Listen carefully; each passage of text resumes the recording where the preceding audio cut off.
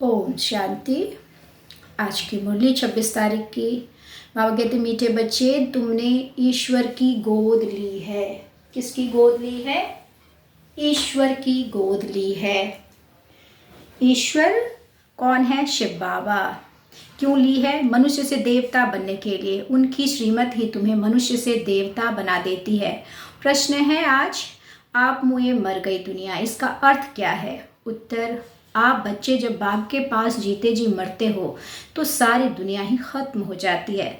दूसरे मनुष्य तो जिस दुनिया में मरते हैं उसी दुनिया में जन्म लेते हैं, लेकिन तुम्हारा जन्म फिर इस पुरानी दुनिया में नहीं होता। नया जन्म नई दुनिया में होता है। तुम बच्चों को स्वर्ग की बादशाही मिल जाती है। बाबा क्या कहते हैं कि जब बाबा का बनते हैं तो हम संस्कार परिवर्तन द्वारा नया जीवन धारण करते हैं। तो पुरानी दुनिया, पुराना संस्कार सब कुछ बुद्धि से त्याग देते हैं, यानी उसका बुद्धि से संन्यास करते हैं। तो बुद्धि से जिस चीज़ को छोड़ दिया तो वो चीज़ के लिए तो हम मर गए ना, पुरानी चीज़ों के लिए हम मर गए। हम मरे यानी हमारे लिए भी वो मरे। तो जब तक हम ये नहीं करेंगे तब तक हम बाबा के श्रीमत को नहीं पहचान पाएंगे, चल भी नहीं पाएंगे और नया जीवन में आगे भी नहीं बढ़ पाएंगे, विश्व की बादशाही के लायक भी नहीं बन पाएंगे। आज का गीत है मरना तेरी गली में, जीना तेरी गली में। ओम शांति। यह भी गायन इस समय का है जो फिर भक्ति मार्ग में गाया जाता है। इस समय जबकि तुम बाप के पास जीते जी मरते हो तो बरोबर सारी दुनिया ही खत्म हो जाती है। अज्ञान काल में मनुष्य मरते हैं तो फिर उसी ही दुनिया में जन्म लेते। दुनिया कायम है, जिस दुनिया में मरते उसी दुनिया में जन्म लेते हैं। तुम बच्चे जब बाप के बनते हो तो यह दुनिया ही खत्म हो जाती है। बाबा के जब हम बनते हैं तो हमें बाबा नरक से निकाल स्वर्ग में ले जाने के लिए लायक बनाता है। कहावत है ना, आप मुए मर गई दुनिया, परंतु दुनिया विनाश तो नहीं हो जाती, इस ही दुनिया में फिर जन्म लेना पड़ता है।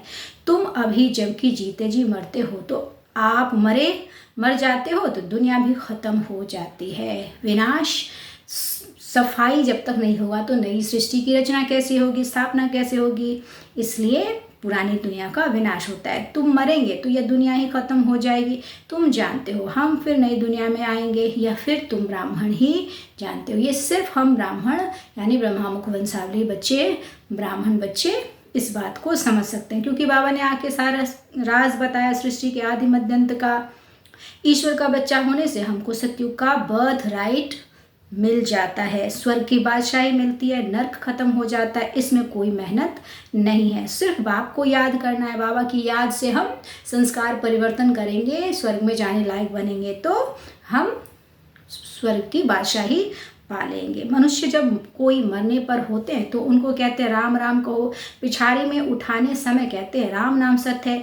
यह भगवान को ही कहते हैं राम नाम सत्य है, अर्थात परमपिता परमात्मा जो सत्य है उसका ही नाम लेना चाहिए।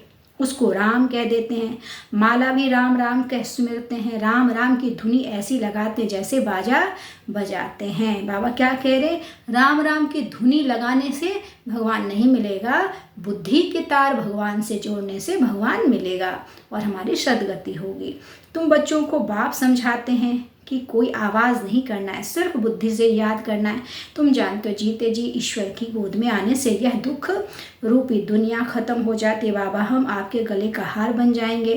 गाया भी जाता है ना रुद्रमाला, तुम रुद्रमाला में पिरोने के लिए इस रुद्र ज्ञान यज्ञ में बैठे हुए हो। कल्प पहले मुआफिक, जैसे पिछले कल्प में पिछले 5000 वर्ष के पहले जो हम कल्प बना था, सृष्टि का कल्प चारों युगों का जो समय है वो 5000 वर्ष का है। 1250, 1250, 1250, 1250, सारे चारों युग 1250 वर्ष का है। तो ये 5000 वर्ष के बाद फिर से रिपीट होता है। तो बाबा कहते जैसे पिछले कल्प में किया वही इसमें कर रहे हो, अगले में भी फिर ऐसे करोगे। तो दूसरा कोई सत्संग में ये चीज़ नहीं समझाते कि हम ईश्वर बाप के गले में पिरोएंगे। बाप तो ज़रूर वर्षा मिलेगा। बाप कौन कहते हैं? आत्मा। कि कौन किसको बाप कहता? आत्मा अपने पिता परमात्मा को बाप कहती है। आत्मा में ही मन बुद्धि है ना, बुद्धि समझती है फिर कहती है। पहले संकल्प आता है फिर कर्मेंद्रियों से कहा जाता है। बरोबर हम बाबा के बने हैं, बाबा के ही होकर रहेंगे। गॉड फादर कहते हैं ना। फिर पूछो तुम्हारे में गॉड फादर की नॉलेज है तो कहेंगे गॉड फादर तो सर्वव्यापी है। बोलो तुम्हारी आत्मा कहती है परमपिता परमात्मा तो पिता है। फिर सर्वव्यापी कैसे कहेंगे? बच्चे में बाप आ गया क्या? सर्वव्यापी तो नहीं हो सकता ना भगवान। बच्चा में बाप कैसे आ सकता है?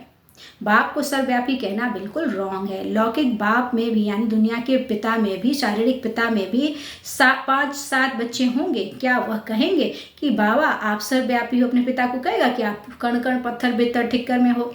नहीं कहेगा ना। तो यह भी समझने की बात है। मुख से कहते हो परमपिता, फिर सर्वव्यापी कैसे कहते हो? पिता फिर मेरे में है, यह कैसे हो सकता है? बाप में बच्चा कैसे हो सकता है? बच्चा में बाप कैसे हो सकता है? बच्चा फिर कहे मेरे में बाप का प्रवेश है। बच्चा थोड़े ही कहेगा मैं बाप हूँ। तुम आत्मा उनके बच्चे हो।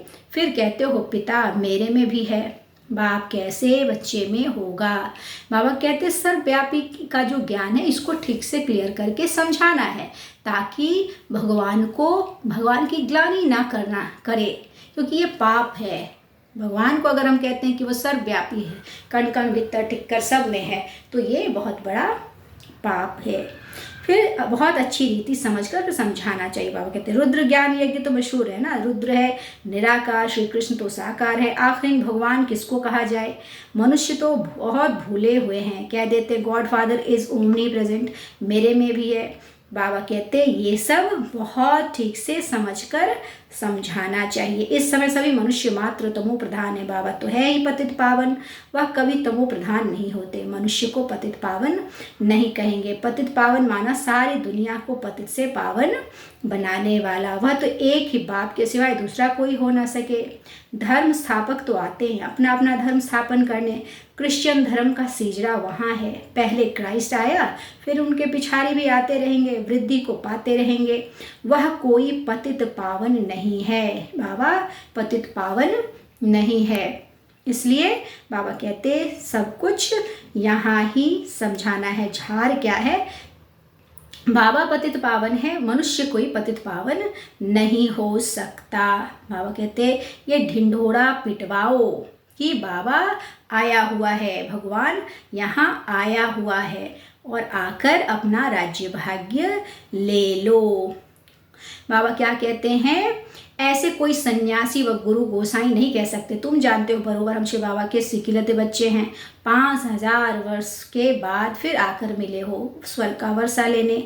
जानते हो हम स्वर्ग के मालिक थे, फिर हम ही अभी मालिक बनते हैं। स्वर्ग में जाना ज़रूर है, फिर पुरुषार्थ अनुसार ऊंच पद पाना है। अच्छा, मीठे मीठे सिकिलदे बच्चों प्रति माता पिता बाप दादा का याद प्यार और गुड मॉर्निंग। रूहानी बाप की रूहानी बच्चों को नमस्ते। हम रूहानी बच्चों की रूहानी बाप दादा को नमस्ते बाबा, नमस्ते। शुक्रिया बाबा, शुक्रिया। धारणा के लिए मुख्य सार पहला, मम्मा बाबा को फॉलो कर सूर्यवंशी में आना है, अपनी मत पर नहीं चलना है, श्रीमत से ऊंच पद पाना है। बाबा की सुननी है, बाबा की सुनकर चलनी है, अपना बुद्धि नहीं लगाना। दूसरा, हम बाबा के ही होकर रहेंगे, इसी नशे में रहना है, कभी किसी बात में संशय नहीं उठाना है। वरदान है आज का, बाप के हर डायरेक्शन व कायदे से फ़ायदा लेने वाले मर्यादा पुरुषोत्तम भव। बाप के हर डायरेक्शन व कायदे से फ़ायदा लेने वाले मर्यादा पुरुषोत्तम भव। कहा जाता है जितना कायदा उतना फ़ायदा, इसलिए अमृत वेले से जो भी कायदे बने हैं उनसे कभी किनारा नहीं करो। पढ़ाई, अमृत वेला, सेवा, जो भी दिनचर्या बनी हुई है उसमें मन नहीं भी लगे तो भी दिनचर्या में कुछ मिस नहीं करना चाहिए। अमृत वेले 4 से 4:45 उठकर बाबा की याद करनी है, फिर नहा धोकर सुबह में मुरली सुनना है या पढ़ना है, फिर सेवा थोड़ी ज़रूर, बाबा का ज्ञान किसी न किसी को ज़रूर सुनाना है जितनी समझ में आती है। फिर हम अपना कार्य बाबा की याद से करेंगे और रात में बाबा को ये चार्ट लिख के देंगे कि हमने बाबा को कितना याद किया। ये है दिनचर्या। तो इसको जितना फॉलो करेंगे उतना हम आगे बढ़ेंगे, बाबा की मदद मिलेगी। बाबा कहते हैं जैसे भक्त लोग नियम का पालन जरूर करते हैं ना, मंदिर में मन नहीं भी लगता है तो भी जाएंगे ज़रूर। आप तो स्वयं लॉ मेकर हो, इस अनुभव से हर नियम का पालन करते चलो तो मर्यादा पुरुषोत्तम बन जाएंगे। हम लॉ मेकर बाबा अभी इस समय नियम बना रहा, कानून बना रहा, धर्म की स्थापना हो रहा है। तो इसलिए बाबा कहता आप जो करेंगे, हम सब बच्चे जो करेंगे वो दुनिया देखकर सीखेगी। तो हम लॉ मेकर्स लॉ को ब्रेक नहीं कर सकते। आज का स्लोगन, जिनके पास संतुष्टता का विशेष गुण है उनके पास सर्व गुण स्वतः आ जाते हैं। जिनके पास संतुष्टता का गुण है, विशेष गुण है, उनके पास सर्व गुण स्वतः आ जाते हैं। अच्छा, ओम शांति।